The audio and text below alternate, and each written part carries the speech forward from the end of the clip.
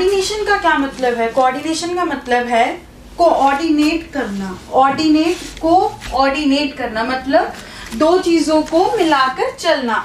दो चीज, this is known as, दो चीजें हैं आपस में, ये जुड़ी नहीं हुई हैं बट इनका आपस में चलना बड़ा जरूरी है। तो जब हम इन दोनों को कनेक्ट कर देते हैं कि आपस में ये चले, that is known as coordination. तो कोऑर्डिनेशन का क्या मतलब है in management? Synchronising the activities of various departments. जो बहुत सारे डिपार्टमेंट्स हैं एक ऑर्गेनाइजेशन के अंदर, उनकी सभी एक्टिविटीज को इकट्ठा करना, सिंक्रोनाइज करना। सिंक्रोनाइज मतलब ऐसे जोड़ देना, एक दूसरे के साथ मिलके काम करें, दैट इज सिंक्रोनाइजेशन। तो बहुत सारी एक्टिविटीज होती है अलग अलग डिपार्टमेंट्स में। जो जैसे प्रोडक्शन डिपार्टमेंट की एक्टिविटी है, उनका काम है प्रोडक्शन को करना, मैक्सिमम प्रोडक्शन करना, और सेल्स का काम है सेल्स बढ़ाना मैक्सिमम। लेकिन फॉर एग्जांपल अगर सेल्स डिपार्टमेंट जो है वो प्रोडक्शन से कम्युनिकेट नहीं करेगा, मान लो सेल्स डिपार्टमेंट को पता है कि हम लोग कुछ ऐसी एक्टिविटीज है, मार्केटिंग एफर्ट्स ऐसे डालने वाले हैं कि हमारी सेल्स बढ़ने वाली हैं, तो वो उसको प्रोडक्शन डिपार्टमेंट को कम्युनिकेट करना चाहिए कि हमें इतनी सेल्स बढ़ने वाली हैं, तो आप अपनी प्रोडक्शन भी उतनी बढ़ाओ। तो दिस इज समथिंग कि ये इससे क्या होगा कि अगर वो प्रोडक्शन नहीं बढ़ाएंगे, सो फॉर एग्जांपल अगर सेल्स डिपार्टमेंट प्रोडक्शन डिपार्टमेंट को कम्युनिकेट नहीं कर रहा, तो सेल्स डिपार्टमेंट की वजह से प्रोडक्शन डिपार्टमेंट प्रोड्यूस नहीं करेगा, और सेल्स डिपार्टमेंट को जितनी भी डिमांड आएगी वो उतना उसको पूरा नहीं कर पाएगी। क्यों? क्योंकि उसके पास स्टॉक ही नहीं होगा। एकदम से डिमांड आए, उसके लिए प्रोडक्शन भी तो होनी जरूरी है ना। सामने सेल बढ़ानी है तो प्रोडक्शन भी बढ़ानी जरूरी है। तो ये सब दोनों चीज ऐसे ही सब दोनों डिपार्टमेंट्स आपस में कोऑर्डिनेट करके चलें, ये बहुत जरूरी है एक ऑर्गेनाइजेशन में।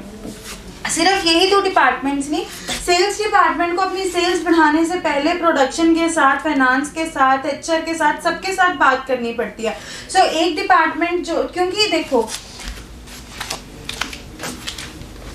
जो ऑर्गेनाइजेशन है वो, ये एक ऑर्गेनाइजेशन है, इसके अंदर डिपार्टमेंट्स आते हैं डिफरेंट जो आपस में इंडिपेंडेंट है, येट एक ही ऑर्गेनाइजेशन का पार्ट होने की वजह से इनको ये सारे आपस में रिलेटेड है।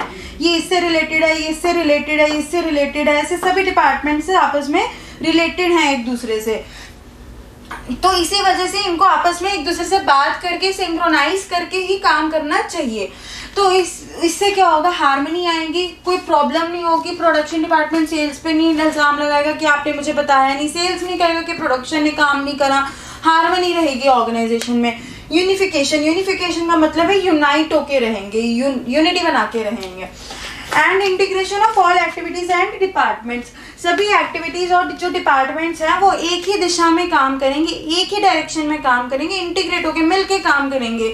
ये नहीं प्रोडक्शन डिपार्टमेंट नॉर्थ की तरफ जा रहा है तो सेल्स डिपार्टमेंट साउथ की तरफ जा रहा है, ऐसा नहीं। सब एक ही डायरेक्शन में काम करेंगे और मिलके काम करेंगे। तो इसमें कोऑर्डिनेशन को कहा जाता है कि एसेंस है मैनेजमेंट का। पहले कोऑर्डिनेशन को कुछ ऑथर्स जो थे वो उसको फंक्शन ऑफ मैनेजमेंट में कंसीडर करते थे। दे consider the coordination is sixth function of management, but ऐसा नहीं है। जो कोऑर्डिनेशन है वो मैनेजमेंट का एसेंस है। मतलब कि जैसे एक गार्लैंड होती है, माला होती है, माला में बहुत सारे फूल होते हैं, सब फूल अलग अलग होते हैं, लेकिन एक माला में डलने के लिए उनको एक धागे की जरूरत होती है। अगर वो सारे फूल अलग अलग रहेंगे तो वो कुछ नहीं कर पाएंगे, they will be separate single flower. But हाँ, अगर उनको एक धागे में पिरो के अच्छे से उनको सजा दिया जाए तो वो गार्लैंड बन के वो यूजफुल हो जाएंगे। इसी तरह से जो वो धागा है उस माला का, दैट इज कोऑर्डिनेशन। एंड जो वो फूल, हमने बहुत सारे फ्लावर्स की बात करी है, that is the other functions of management, the 5 functions we have discussed earlier. So coordination is the sense of management. इसके 3 reasons हैं क्यों coordination sense है management का। Needed to perform all the functions of management. हमें कोई भी function perform करने के लिए कोऑर्डिनेशन की जरूरत है। सबसे पहला फंक्शन हमने क्या डिस्कस करा था, प्लानिंग का फंक्शन। प्लानिंग करने के लिए हमें कोऑर्डिनेशन की ज़रूरत होती है। अगर हम जब प्लान करते हैं तब हम लोग सारी ऑर्गेनाइजेशन के बिहाफ पे प्लान बनाते हैं। ये नहीं कि हम लोग सिर्फ अपना प्लानिंग डिपार्टमेंट अपना प्लानिंग करके बैठ जाएगा, नहीं, वो प्लानिंग सारी ऑर्गेनाइजेशन के लिए करते हैं। तो यहीं से कोऑर्डिनेशन का फंक्शन शुरू हो जाता है। फिर ऑर्गेनाइजिंग करते हैं। ऑर्गेनाइजिंग में हम लोग ने पढ़ा था कि क्या होता है ऑर्गेनाइजिंग में, वो फ्रेमवर्क सेट करते हैं ऑर्गेनाइजेशन का। ऑर्गेनाइजेशनल फ्रेमवर्क जो है वो पूरी ऑर्गेनाइजेशन का सेट होता है, सिर्फ एक डिपार्टमेंट का नहीं सेट होता, पूरी ऑर्गेनाइजेशन का सेट होता है, जिसकी वजह से जो कोऑर्डिनेशन है वो ऑर्गेनाइजिंग में भी आता है। नेक्स्ट फंक्शन हम करते हैं स्टाफिंग। स्टाफिंग मतलब स्टाफिंग का फंक्शन परफॉर्म किया जाता है एचआर डिपार्टमेंट की। एचआर डिपार्टमेंट स्टाफिंग का फंक्शन परफॉर्म करते हैं। अगर जो स्टाफिंग का फंक्शन परफॉर्म किया जाता है उसमें, हाँ जी, जो स्टाफिंग का फंक्शन परफॉर्म किया जाता है उसके अंदर सभी डिपार्टमेंट्स के लिए, पूरी ऑर्गेनाइजेशन के लिए एम्प्लॉयज को हायर किया जाता है। सिर्फ एक डिपार्टमेंट के लिए या अपने उसके लिए नहीं, स्टाफिंग के फंक्शन में सिर्फ सेल्स के लिए नहीं बंदे हायर किए जाते या प्रोडक्शन के लिए नहीं हायर किए जाते। पर्सन इस तरह से हायर किए जाते हैं जिस तरह की ऑर्गेनाइजेशन को जरूरत है, ना कि एक डिपार्टमेंट को जरूरत है, जिस तरह के पर्सन की ऑर्गेनाइजेशन को जरूरत है। तो यहाँ पे वो स्टाफिंग के फंक्शन में भी आता है।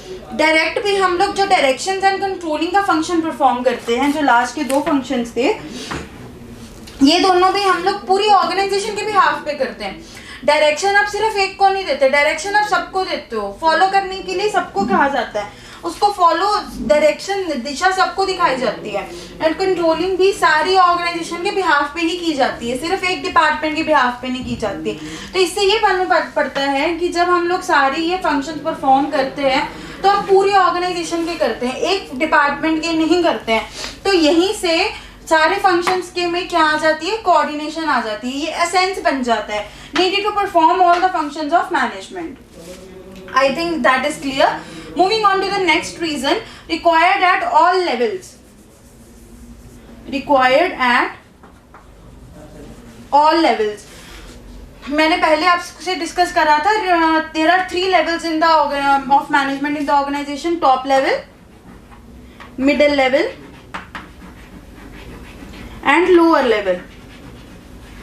जो टॉप लेवल है वो सारी ऑर्गेनाइजेशन के लिए प्लान एंड पॉलिसीज बनाता है।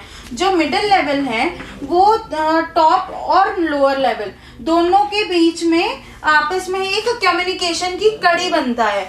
एंड लोअर लेवल जो है वो अपने एम्प्लॉयज की एक्टिविटीज को इंटीग्रेट करता है। जो एम्प्लॉयज जो हैं उसके क्या काम करेंगे, कैसे काम करेंगे, किस दिशा में जाके काम करेंगे, वो कौन करता है, लोअर लेवल काम करता है। जिसकी वजह से ये मालूम पड़ता है कि lower level is the one जहाँ पे जो लोअर लेवल है, टॉप लेवल है एंड मिडिल लेवल है, तीनों लेवल्स पे ही कोऑर्डिनेशन की जाती है।